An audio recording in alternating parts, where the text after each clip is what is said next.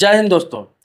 बिहार के जितने भी लोग हैं जो बाहर रह के काम कर रहे हैं, जैसे दिल्ली में, मुंबई में, कोलकाता में, चेन्नई में, हैदराबाद, बेंगलोर, बड़े बड़े शहरों में रह के काम करते हैं और वो 2 साल 4 साल 5 साल पे घर जाते हैं, अपने फैमिली के साथ रहते हैं बहुत सारे लोग, और उनके गांव में जमीन भी है, घर भी है, लेकिन आज तक बंटवारा नहीं हुआ है।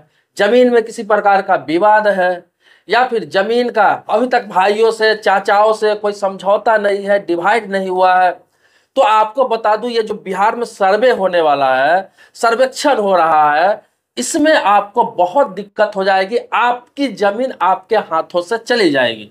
सिर्फ कहने को रह जाएगा कि वो आपकी जमीन है, लेकिन जब आप 5 साल बाद जाएंगे, 7 साल बाद जाएंगे, 10 साल बाद जब गांव जाएंगे, तो वह जमीन आपको लगेगा कि आपका है, लेकिन वो किसी और के नाम से हो चुका होगा। आप कुछ नहीं कर सकते हैं।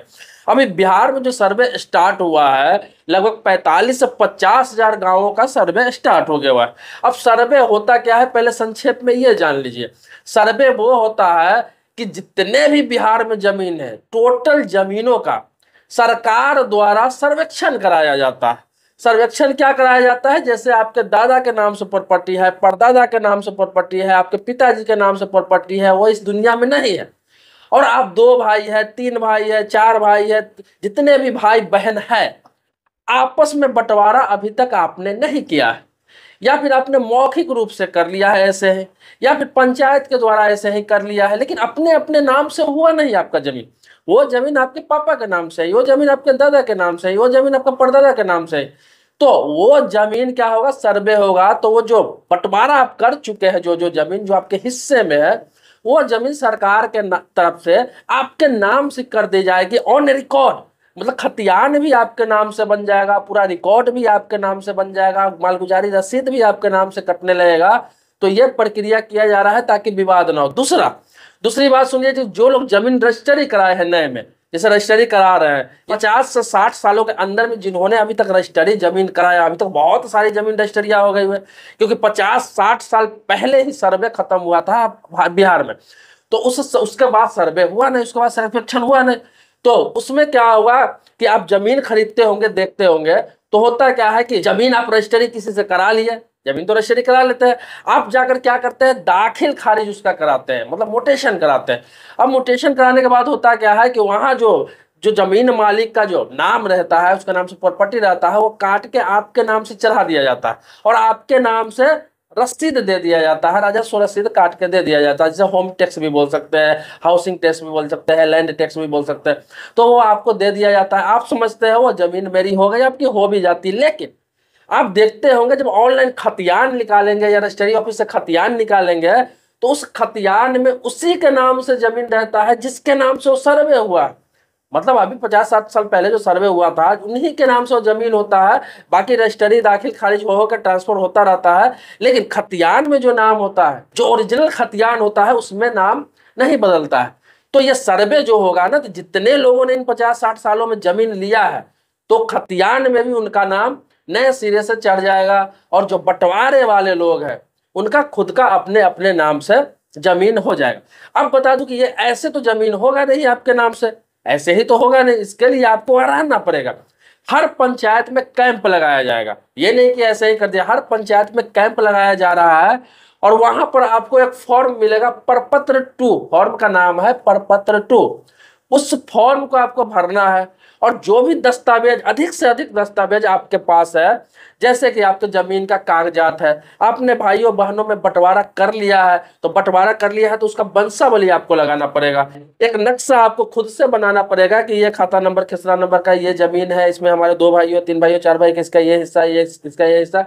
इस तरह से आप नक्शा बना के भी लगा सकते हैं, साथ में एक वंशावली बना के आपको लगाना पड़ेगा, क्योंकि जिसके नाम से ये जमीन है, आपके दादा के, परदादा के या पिताजी के नाम से जमीन है, जो इस दुनिया में अभी नहीं है, लेकिन उन्हीं के नाम से वो जमीन चल रहा है, तो वंशावली इसलिए लगाना आपको पड़ेगा ताकि इससे साबित हो सके कि आप उनके वंशज है। ये वंशावली बनेगा कहाँ? आप अपने पंचायत में अपना मुखिया से, प्रधान से, सरपंच से, किसी के लेटर हेड पे ये बनवा सकते हैं, वो आसानी से बना के आपको देंगे। इसके अलावा आपको बता दूं कि अगर आप और आसान चाहते हैं, नहीं जाना चाहते उन लोगों के पास, आप खुद से भी वंशावली बना सकते हैं। वंशावली क्या है? जिनके नाम से जमीन है, पहले उनका नाम लिखना है, उनके कितने बच्चे हैं उनका नाम लिखना है, फिर उनके कितने कितने बच्चे हैं, कि कौन लोग इसमें हिस्सेदार, कौन कितना है, वो सब सारा आपको बना लेना है। और जाके आपको क्या है एफिडेविट करा लेना है। आप कोर्ट से भी एफिडेविट करा सकते हैं, किसी एडवोकेट को पकड़ के, किसी नोटरी को पकड़ के, वो भी वैलिड है। तो ये सारी प्रक्रिया होने जा रही है। और बाकी चीज मैं आपको बता दूं, जो कैंप में अभी कैंप लग रही है, हर पंचायत में कैंप लग रहा है, और वहां आपको टेंड किया जा रहा है, बताया जा रहा है कि क्या क्या डॉक्यूमेंट्स लगाना है, कितना डॉक्यूमेंट्स लगाना है। और ये जरूरी नहीं है कि आपको एक ही मौका दिया जाएगा, इसमें 3 मौका आपको दिया जा रहा है, 3 मौका। जैसे एक बार आपने सबमिट कर दिया प्रपत्र 2 के साथ डॉक्यूमेंट्स भर के सबमिट कर देंगे कैंप में, उसके बाद क्या होगा, उसमें सुधार के लिए फिर मौका दिया जाएगा। जैसे 2 भाई, 3 भाई, 4 भाई, 5 भाई है, किसी को आपत्ति हो जाए, कोई उसमें ऑब्जेक्शन कर दे, कोई भाई बाहर रह रहा है, अगर 5 भाई है, 4 भाई है, वो उसने अपना बंटवारा के लिए दे दिया, वहां पे सर्वे के लिए अपना नाम दे दिया, 4 भाई, पता चलेगा कि भाई तो बाहर में, और बाद में आएगा वो ऑब्जेक्शन करेगा, तो फिर जाकर उसको रद्द करके फिर दोबारा मौका दिया जाएगा उसको भी कि इसका भी इसमें हिस्सेदारी है, इस तरह से। तो फिर दोबारा भी हो जाएगा, तिबारा भी, तीसरी बार भी आपको मौका दिया जाएगा। मतलब ये सर्वे 3 टर्म में किया जाएगा। इसमें बहुत समय लगेगा, अभी आपको बता दूं ये 2 साल से 5 साल लग सकता है इसमें पूरा फाइनल होते होते। ये नहीं कि हाथों हाथ खत्म हो जाएगा। तो इसके लिए, लेकिन पहले टर्म में मैं आपको बताता हूं, आप ये मत सोचे कि दूसरे मौका में, तीसरे मौका में मैं जाऊंगा, तो ये आपके लिए परेशानी का सबब बन सकता है। आप पहले मौका में ही जाकर वहां दावा करें, ये सब काम कर ले, ताकि आपको किसी प्रकार का कोई दिक्कत ना हो। और दूसरी प्रक्रिया में भी देख ले कि आपका सही है कि नहीं, तीसरी प्रक्रिया में भी देख ले कि आपका सही है कि नहीं। 3 बार आपको मौका दिया जाएगा। 3 बार जब फाइनल पब्लिश हो जाएगा उसके बाद आपको मौका नहीं दिया जाएगा, उसके बाद आपको कोर्ट का ही रास्ता होगा। अगर आपका जमीन कोई गलत तरीके से सर्वे करा लेता है, तीनों मौका में आप नहीं पहुंचते हैं, तो फिर आपका कोर्ट का ही सहारा लेना पड़ेगा, जिसमें लंबी प्रक्रिया होगी, 10 साल, 15 साल, 20 साल भी लग जाएगा, आपको लाखों रुपए खर्च भी हो जाएंगे, उसके बाद भी आपको बहुत परेशानी होगा। तो आप सर्वे जाकर अपने जमीन को करा लें। अब इसमें बहुत सारे ये सवाल उठता होगा, ये मन में सवाल उठेगा आपको कि मेरे भाई जमीन बांट ही नहीं रहे हैं, मेरे चाचा बांट के नहीं दे रहे हैं, मेरे पास कागजात नहीं है।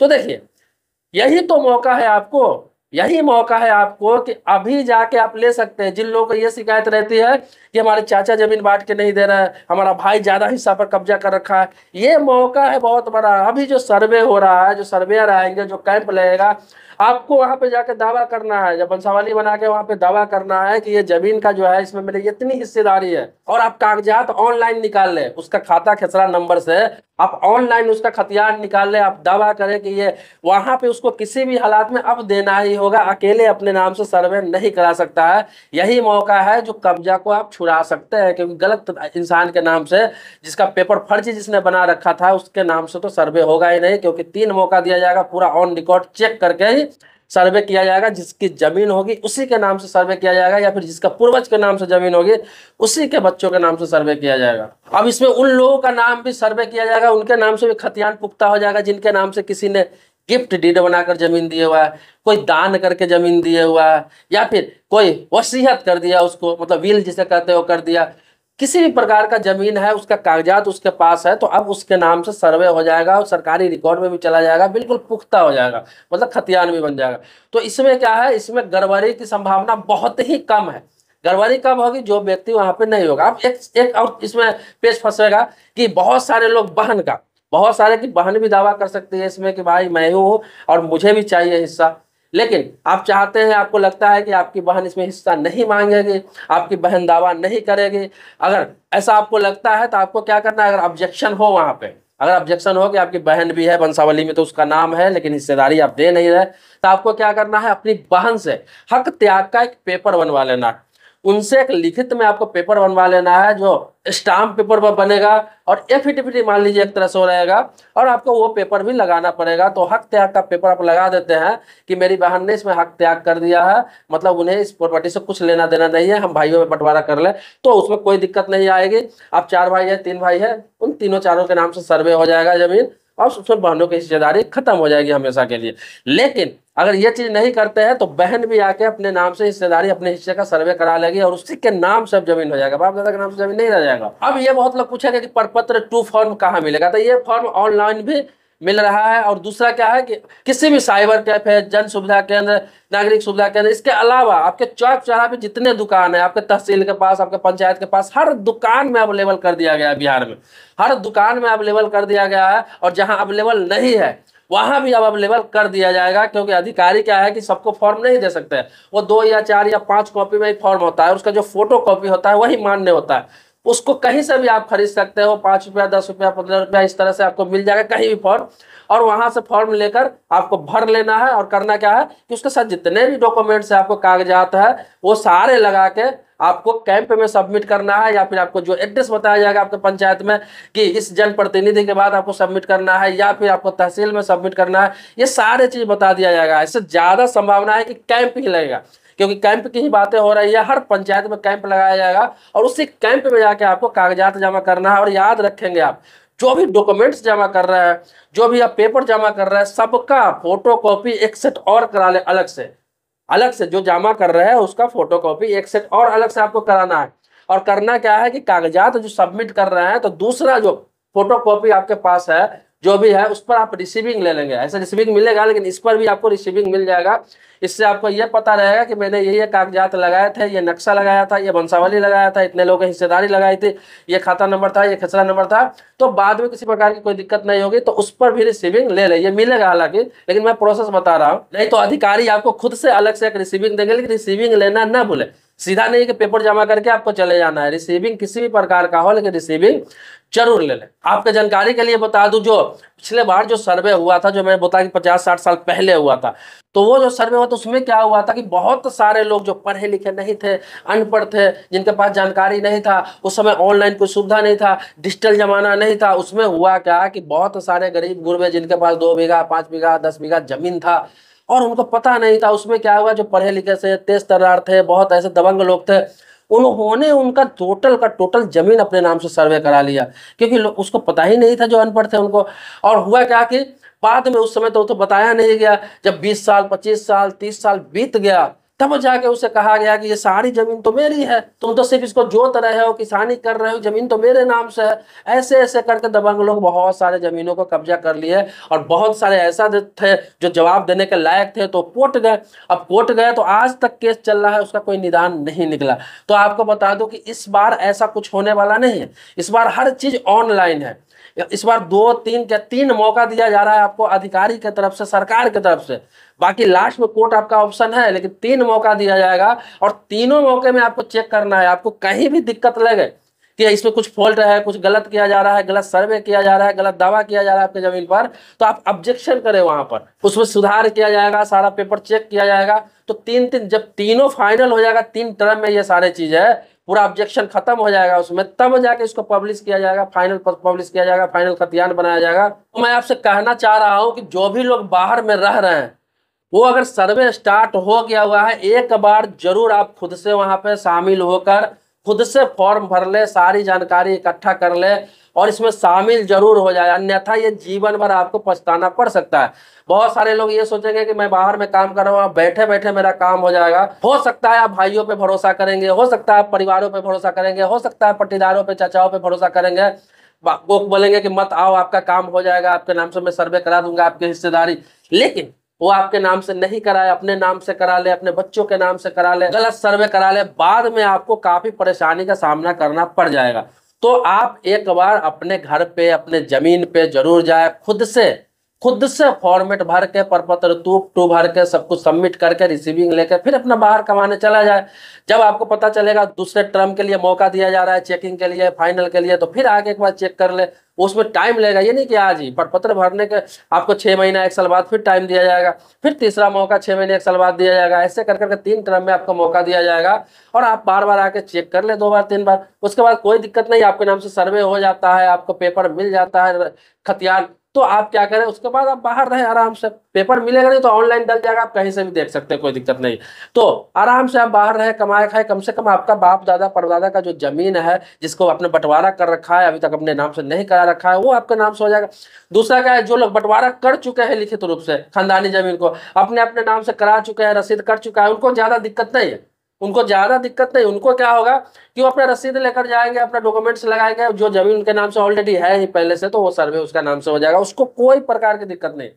जो लोग ऑन रिकॉर्ड करवा चुके हैं बंटवारा, अपने अपने नाम से मोटेशन करा चुके हैं बंटवारा, भाइयों में सारे बैठ के तहसील जाके, तो उनको कोई किसी प्रकार की दिक्कत नहीं। दिक्कत उनको है जो मौखिक रूप से बंटवारा करके, ऐसे है कि तू यहाँ ले ले, तू यहाँ ले ले, तू यहाँ ले ले, तुम्हारा ये हिस्सा है, तुम्हारा ये हिस्सा।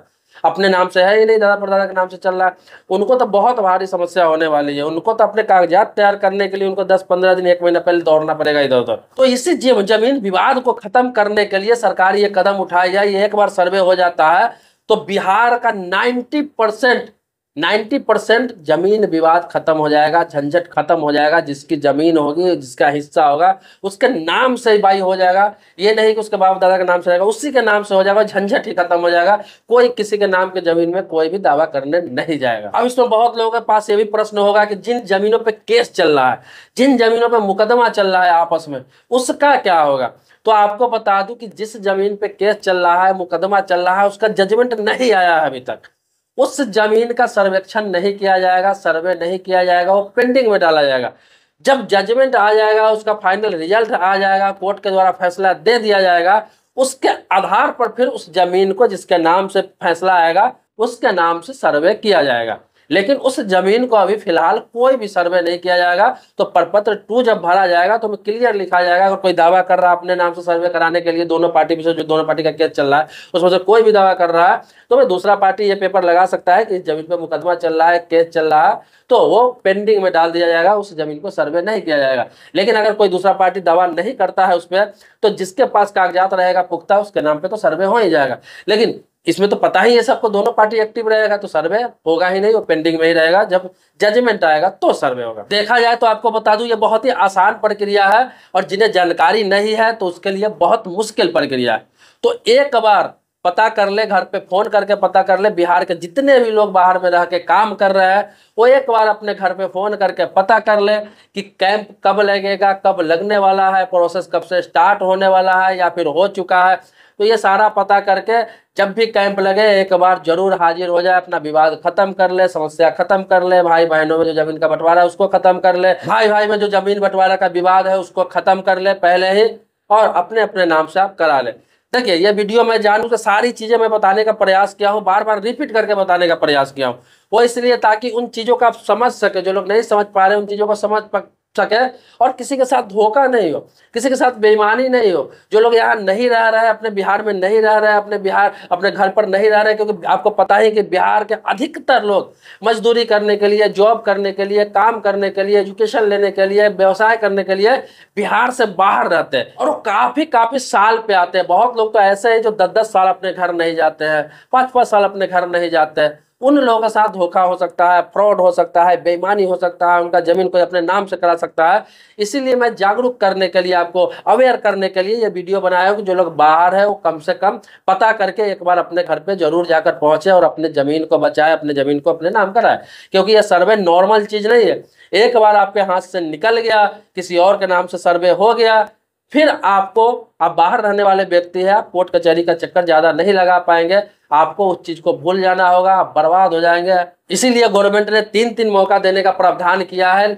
लेकिन फिर भी आप कोशिश करें कि पहले मौका में ही जाकर सब कुछ सबमिट कर ले, बाकी में अपना चेक करते रहे कि आपका सही है कि नहीं, कोई दिक्कत तो नहीं है। और फाइनल जब पब्लिकेशन हो जाएगा उसमें भी एक बार ऑनलाइन चेक कर ले कि आपके नाम से खतियान बन के अपलोड हुआ है कि नहीं। देखिए दोस्तों, बहुत सारी चीजें बताया, हो सकता है बहुत सारी चीजें मैं इसमें भूल गया हूँ, तो आप कमेंट बॉक्स में लिख सकते हैं, पूछ सकते हैं। कोई और जानकारी लेना है, कुछ जानना चाहते हैं, पूछना चाहते हैं, तो आप लिख सकते हैं। मैं उसके लिए फिर प्रॉपर वीडियो बनाऊंगा। जब तक आप संतुष्ट नहीं हो, जब तक आप पूरी जानकारी इकट्ठा नहीं कर ले, आपके साथ किसी प्रकार की कोई दिक्कत नहीं हो, इसीलिए आप पूछे, मैं आपके टॉपिक पर वीडियो बना दूंगा। बहुत सारे लोग, इससे पहले भी मैं वीडियो बनाया हूँ इस पर, हालांकि तो बहुत सारे लोग सवाल कर रहे थे, इसलिए मुझे ये वीडियो दोबारा बनाना पड़े। लेकिन आपका अगर ज़्यादा सवाल आता है, 50 लोग 100 लोग अगर सवाल करते हैं, बहुत सारे क्वेश्चन जो इसमें नहीं बताया गया है, तो उस टॉपिक पर भी वीडियो बना दिया जाएगा। ऐसी कोई बात नहीं है, क्योंकि आपके जानकारी के लिए, आपके अवेयर करने के लिए ये चैनल है। तो ये अभी सिर्फ बिहार में सर्वे स्टार्ट हुआ है, तो बिहार के लोगों के लिए है। हालांकि अभी बहुत सारे राज्य हैं जहां सर्वे आने वाले समय में स्टार्ट होने वाला है, लेकिन फिलहाल बिहार के लोगों के लिए है, बिहार में स्टार्ट हो चुका है। देखिए, सब्सक्राइबर मेरा नहीं है अभी तक, तो आप चैनल को सब्सक्राइब कर लीजिए ताकि इसी प्रकार की जानकारी आपको मिलती रहे। लेकिन पुराने सब्सक्राइबर है तो इसके लिए कोटि कोटि धन्यवाद देता हूँ, आभारी हूँ आपका। मिलते हैं नेक्स्ट वीडियो में एक नए मुद्दे के साथ, तब तक के लिए शुक्रिया, धन्यवाद, जय हिंद दोस्तों।